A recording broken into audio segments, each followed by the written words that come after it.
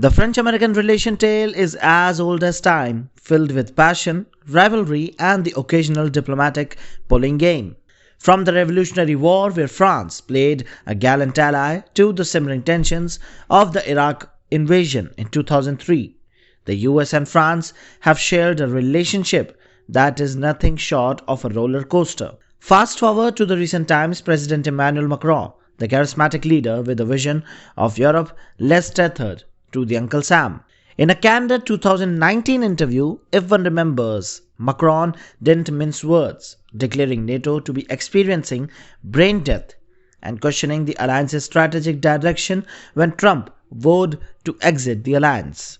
But that is not all. Macron has also been a vocal critic of Europe's over-reliance on the US dollar, viewing it as a sovereignty issue. Even on the defense front, Macron has consistently urged Europe to wake up and invest more in its own security infrastructure.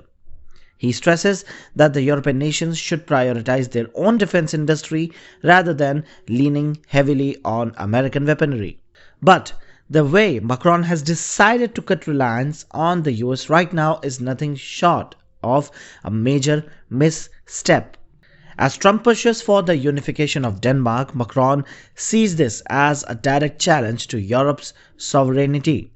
The French Foreign Minister, Mr. Barrot, has stated that France is prepared to send troops to Greenland if needed, escalating the tensions between Denmark and the US over the Arctic islands. Donald Trump, who first proposed the idea of buying Greenland during his first term, has revived the idea after returning to office.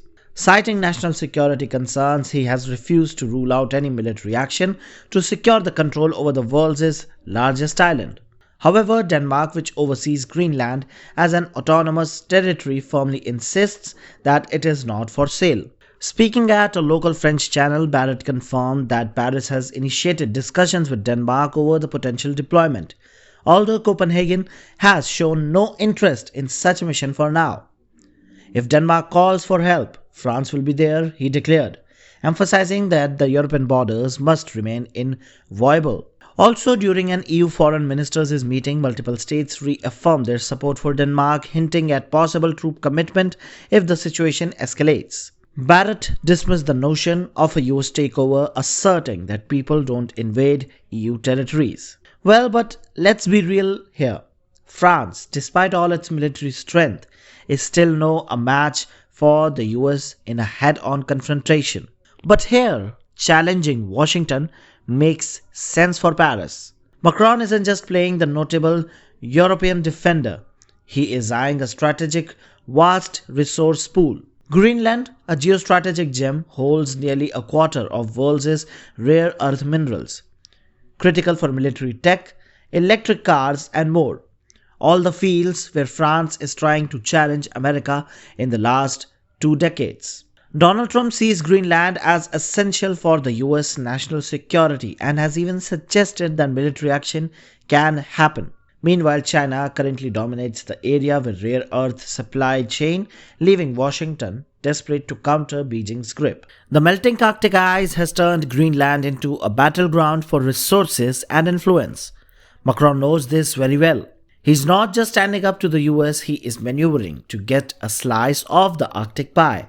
Macron envisions a Europe that is not just supporting actor but a leading force on the global stage, and he definitely believes that France will play a big role in this transformation, regardless of the fact that the other European allies still continue to be the ally and the lackey of the deep state. His calls for strategic autonomy and a re-evaluation of transatlantic ties underscores a desire for Europe to reclaim its agency and navigate its own destiny.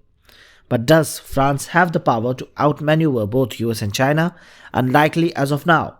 If Macron thinks that he can win this by defending Europe, he might need a wake-up call.